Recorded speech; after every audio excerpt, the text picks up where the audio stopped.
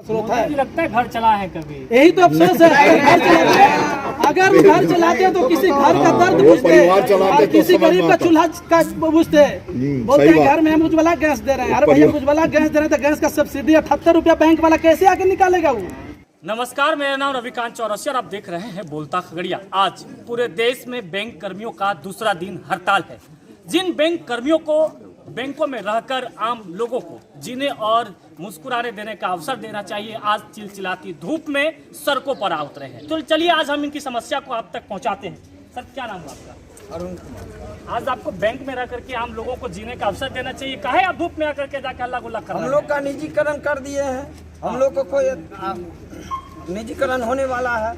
अच्छा दिन आएगा ना? नहीं नहीं, कैसे नहीं अच्छा दिन आएगा? ये जो है वो अपना मोनोपोलिसी होगा, अपना आदमी आएगा, अपना तरह से काम लेगा। जो हमारे ग्राहक है सब है, उसका पैसा का भी कोई अनिश्चित समय गुजरने वाला है। यही सब समस्या है। और क्या सब समस्या होगा? कितना मेहनत से आप बैंक में नौकरी पाई आज जो है आदमी सरकारी बैंक में अपना खाता रखते हैं इसलिए कि पैसा उनका सुरक्षित रहे, लेकिन प्राइवेट बैंकों में पैसा रखने पर सुरक्षित नहीं रहेगा वो।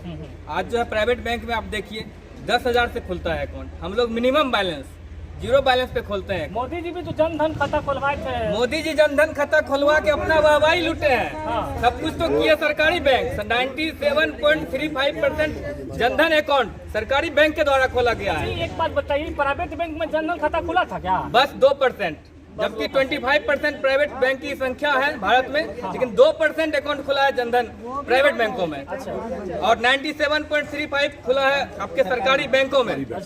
ठीक है। अच्छा, ये जब निजीकरण हो जाएगा अगर, तो इससे क्या नुकसान है आप लोगों को? निजीकरण हो जाएगा, एक तो किसी खास आदमी के पास चला जाएगा सारा पावर बैंक का।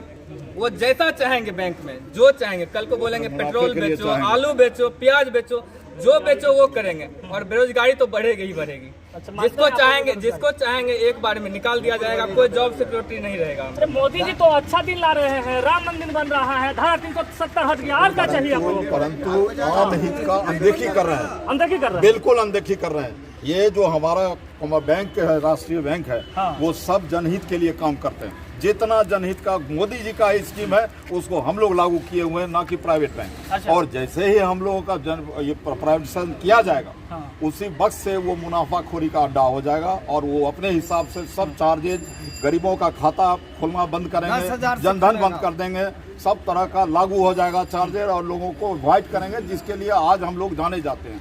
रेलवे इतना बड़ा धरोहर, बैंक इतना बड़ा धरोहर, BSNL इतना बड़ा धरोहर, जो इस इंडिया का शान है, भारत का इस डिपार्टमेंट का शान है। हजारों कंपनी को जो प्राइवेट सेक्टर में जो कर रहे हैं, पता न मनहानि इस देश का है।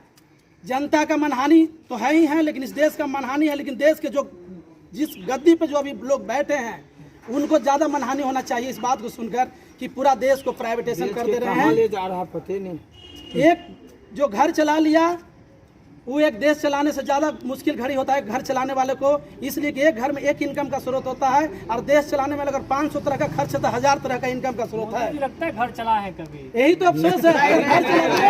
अगर वो घर चलाते हैं तो किसी घर का दर्द बुझते और किसी गरीब का चूल्हा का बुझते। बोलते हैं घर में हम उज्ज्वला गैस दे रहे हैं। अरे भैया उज्ज्वला गैस दे रहे हैं तो गैस का सब्सिडी 78 रुपया बैंक वाला कैसे आके निकालेगा वो।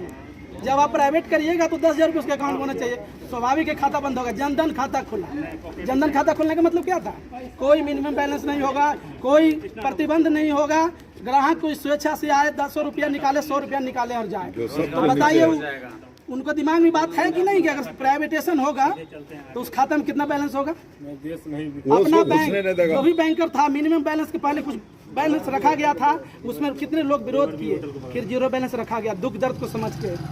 तो सारे बैंक कर्मी हम लोग दुख दर्द को समझते हैं। अच्छा, एक बात बताइए कि आप एक यूथ है, आप बैंक में कब ज्वाइन किए? हम 2012 में ज्वाइन किए हैं। एक बात बताइए, बैंक की नौकरी पाना कितना जो है दुर्लभ होता है, कितना बहुत मुश्किल होता है। रात दिन मेहनत करके हम लोग बैंक का नौकरी कर पाते हैं तैयारी करके, लेकिन अब सरकार एक झटके में इसको छीनने के कगार पे है। प्राइवेट में जिस तरह से एक लव लेटर देकर के उसके बाद पूरा बिल्कुल जुगाड़ करने कह देता है, तो क्या लगता है ऐसे में कितना बड़ा एक चुनौतीपूर्ण होता है? बहुत बड़ा चुनौतीपूर्ण होता है। हम लोग वहाँ फ्यूचर ब्राइट, टारगेट दिया जाता है टारगेट नहीं पूरा करे तो छुट्टी भी नहीं, छुट्टी नहीं तो फिर सीधे नौकरी से भी सीधा रास्ता ना पिए। निकाला जाता है। और आने वाले भविष्य तो हम लोग का खतरे में है ही, अंधकार में है। अंधकार में है। देखिए, ये वो बैंक कर्मी है जो कि आज दूसरे दिन हड़ताल पर हैं।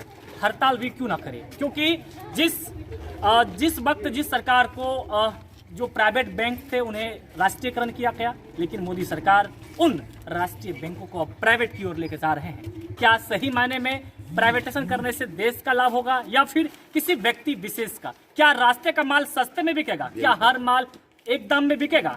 क्या 100 रुपए की चीज को 10 रुपए में बेच दी जाएगी? ये सवाल है, सवाल उठना भी लाजमी है। देश के किसान भी आंदोलन कर रहे हैं 3 कृषि कानून को लेकर। अब बैंक कर्मी भी सड़कों पर इस चिलचिलाती धूप में निकल पड़े हैं और अपने हक और हुकूक की लड़ाई लड़ रहे हैं और आने वाले भविष्य को सुरक्षित करना चाह रहे हैं, क्योंकि बेरोजगारी की ऐसी दंश है। आज़ादी के 74 साल के बाद ये दंश देखने को मिल रहा है और 45 साल का रिकॉर्ड भी तोड़ चुका है बेरोजगारी। मोदी सरकार ने तो वादा किया था हर साल युवाओं को 2 करोड़ रोजगार देंगे, क्या कुछ हुआ? नहीं हुआ। खासकर लॉकडाउन में भी कई ऐसे जो इंडस्ट्रीज थे वो बंद हो गए, इसके साथ ही साथ लाखों नहीं करोड़ों युवाओं की नौकरी चली गई।